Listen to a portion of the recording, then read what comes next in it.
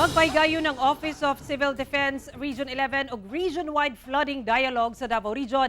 Tali mga ahensya sa gobyerno, kini aron maminusan ang epekto sa kalamidad.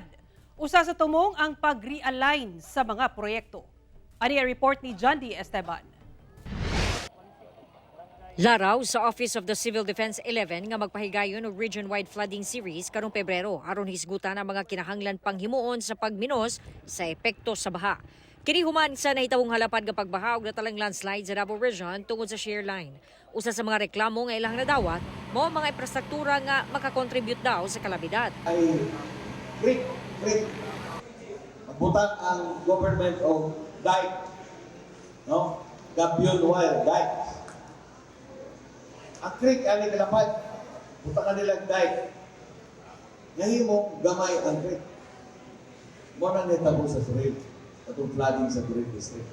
Man, that's a complaint by our partners in the local government.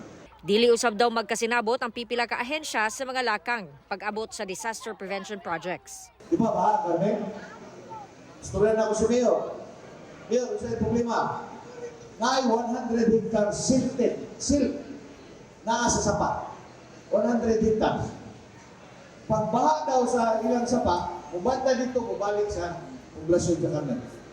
Then, the Mayor wanted to diesel. Bawal. According to another agency. Bawal because dagang bakaw. Mga guba, ang guwapo daw nga bakaw. But, yun ako, sa estimate na lang eh. Sumala sa OCD-11, kinahanglan mag-abot ang mga ahensya sa gobyerno alang sa kaluwasan sa katawhan.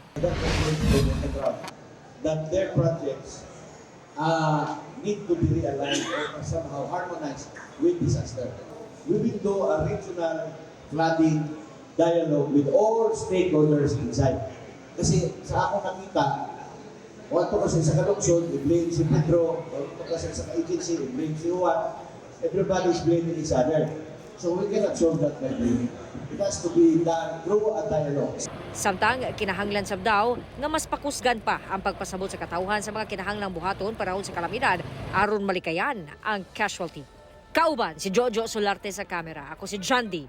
Esteban para sa One Mindanao.